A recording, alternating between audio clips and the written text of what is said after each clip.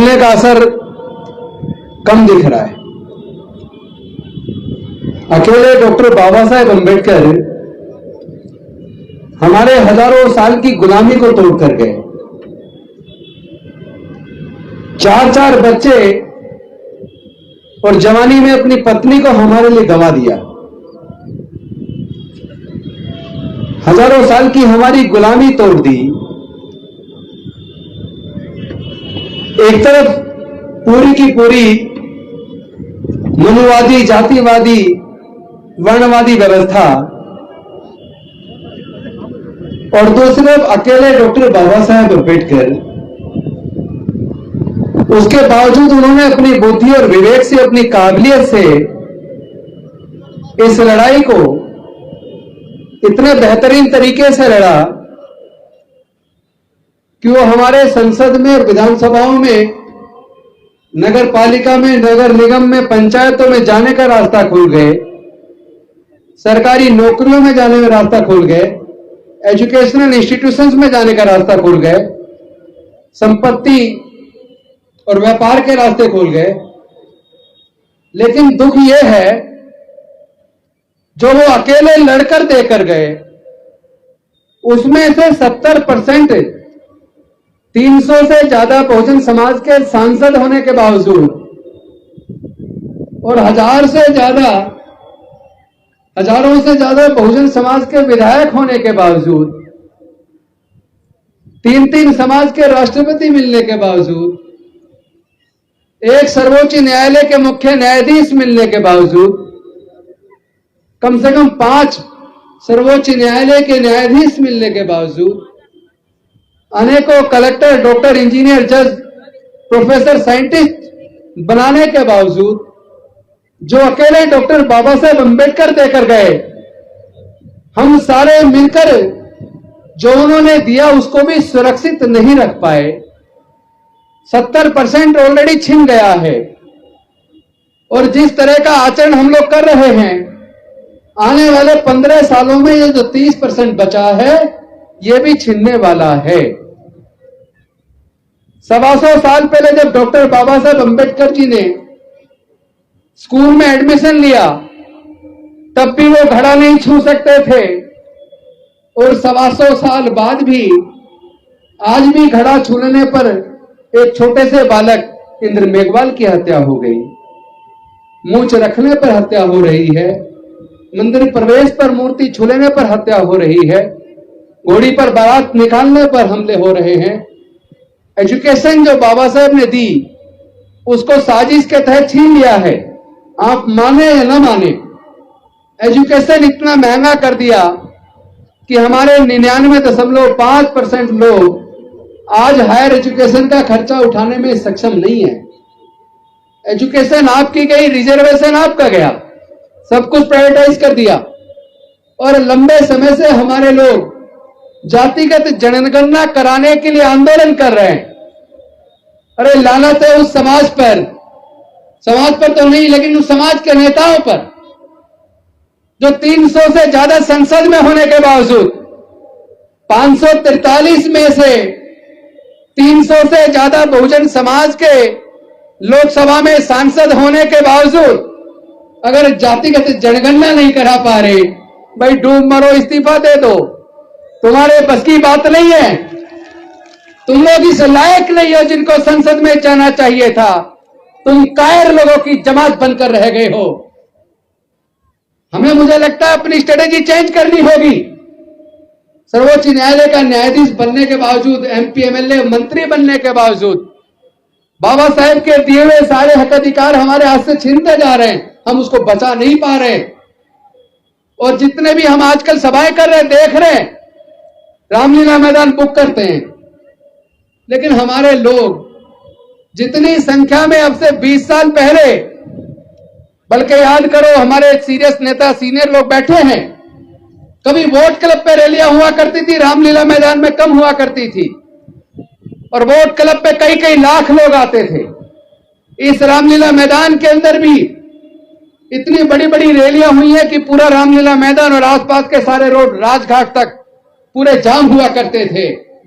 घर में बैठ के लड़ाई लड़ना चाहते हैं, सोचते हैं कि घर में बैठ के ही काम चल जाएगा। मुझे लगता है कि रणनीति बदलने की जरूरत है।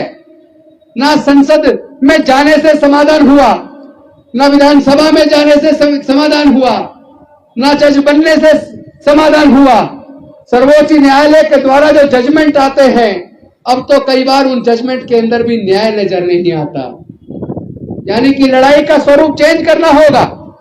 अब धरने प्रदर्शन और इस तरह की रैलियों की बजाय मुझे लगता है कि असली जो जगह है, तीर निशाने पे मारना होगा।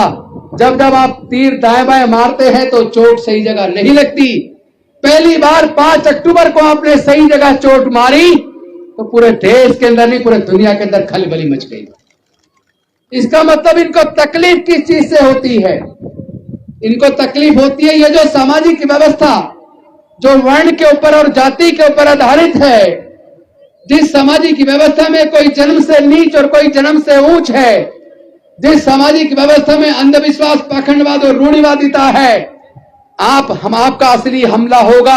आप पाखंडवाद छोड़ दो, आप अंधविश्वास छोड़ दो, आप रूढ़िवाद छोड़ दो, आप वर्ण व्यवस्था को लात मार के बाहर आ जाओ। अपने बुजुर्गों की सांस्कृतिक विरासत में, बुद्ध के धम्म में जिस दिन आप सब वापस आ जाएंगे, आप बहुमत में आ जाएंगे। और बहुमत में कहने वाले लोग अल्पमत में आ जाएंगे। और बहुमत का राज होता है, अल्पमत का राज नहीं होता। आप राज को पाने की, सत्ता को पाने की बात तो कर रहे हो, लेकिन जो सत्ता में शीर्ष पदों पर बैठे हैं, जो देश के सारे प्राकृतिक संसाधनों के मालिक बनकर बैठे हैं, वो मुट्ठी भर लोग आखिर ताकतवर क्यों है? वो ताकतवर इसलिए है क्योंकि देश का बहुजन समाज, बहुसंख्यक समाज आज भी गुलामी के जंजीरों को तोड़ने के लिए तैयार नहीं है। आज भी वो जातियों में बटा है, वर्ण व्यवस्था में बटा है। वो आज भी जातियों को छोड़ने के लिए तैयार नहीं है।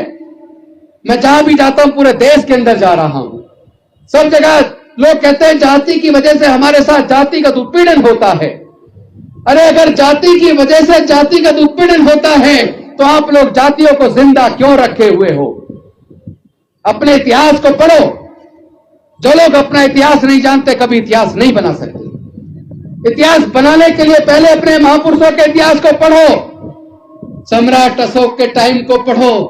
तब भारत सोने की चिड़िया थी, जब म्यांमार से लेकर ईरान तक पूरा भारत बौद्धमय था। बाबा साहब यही तो कह के गए कि इन जातियों की बीमारियों को खत्म करने के लिए भारत को बौद्धमय बनाना होगा। हमें फिर से अपने बुजुर्गों की सांस्कृतिक विरासत में, बुद्ध के धम्म में वापस आना होगा। तो इस लड़ाई को जीतने का तो एक ही रास्ता है।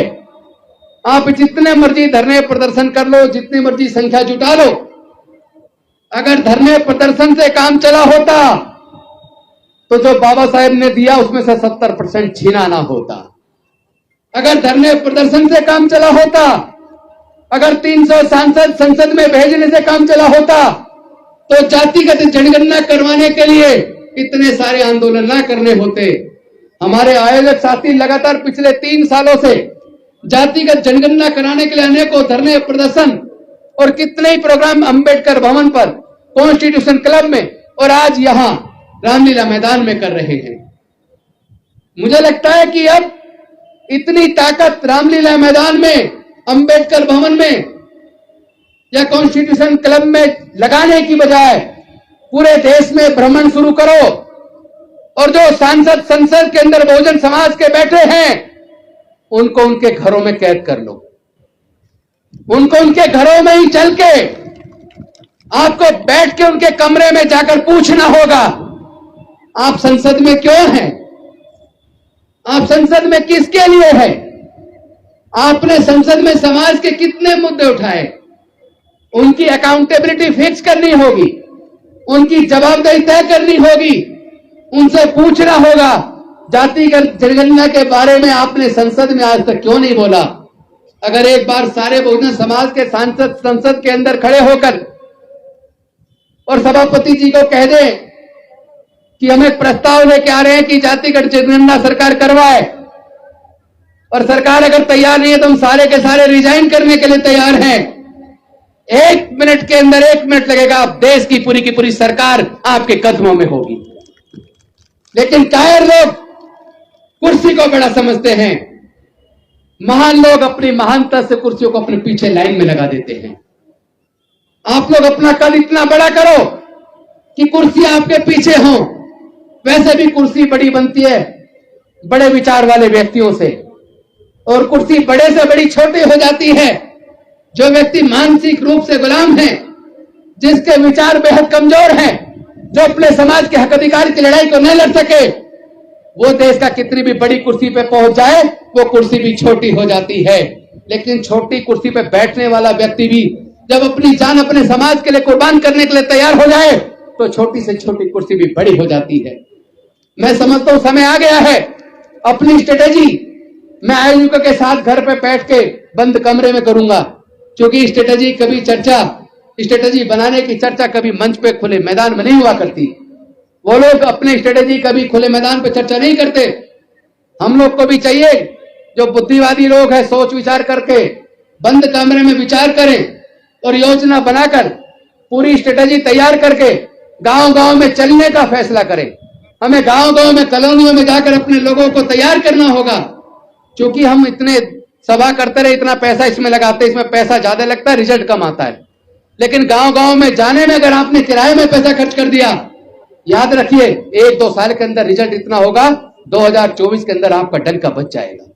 अपनी ताकत को पहचानो। आप लोग अपनी ताकत नहीं पहचान रहे। आपके पास सीमित पैसा, सीमित संसाधन है। इन संसाधनों का इस्तेमाल सही सोच के साथ, विचार के साथ इस्तेमाल करेंगे तो मैं जानता हूं जीत हमारी होनी तय है। क्योंकि हम लोग निर्माण का काम भी देश में हम करते हैं, उत्पादन का काम भी हम ही लोग करते हैं। और वो लोग जो अपने आप को मजबूत समझते हैं, हमारे पास स्ट्रेटेजी है, उनको बहुत जल्दी हम बौना साबित कर देंगे। लेकिन आप कम से कम मंच पे बैठे लोग ही तैयार हो जाए। एक दिन बैठ लो, 1-2 रात साथ बैठ के चर्चा करते हैं, चिंतन करते हैं, विचार करके एक रणनीति तैयार करते हैं और देश के कोने कोने में गांव-गांव में जाकर अपने लोगों को तैयार करने का काम शुरू करेंगे। हमें कैडर तैयार करना पड़ेगा। बिना कैडर के कैडराइज लोगों की भीड़ से रिजल्ट आने वाला नहीं है। लेकिन कैडर वाले लोग अगर आपने केवल हजारों लोग भी तैयार कर दिए तो पूरे देश का इतिहास बदल देंगे, पूरे देश का इतिहास लिखने का काम करेंगे। इन्हीं शब्दों के साथ, चूंकि इस खबर को देखने के बाद क्या है आपकी राय, नीचे दिए गए कमेंट बॉक्स में दीजिए अपनी राय। ऐसी तमाम बड़ी खबरों को देखने के लिए जुड़े रहिए हमारे साथ समता टुडे पर। खबर अच्छी लगे तो लाइक कीजिए और शेयर कीजिए, और हाँ, चैनल को सब्सक्राइब कर घंटे वाली बटन को दबाना ना भूलिए। फिर आते हैं आपके बीच कुछ खास खबरों के साथ। तब तक के लिए नमस्कार, जय हिंद, वंदे मातरम, जय भीम।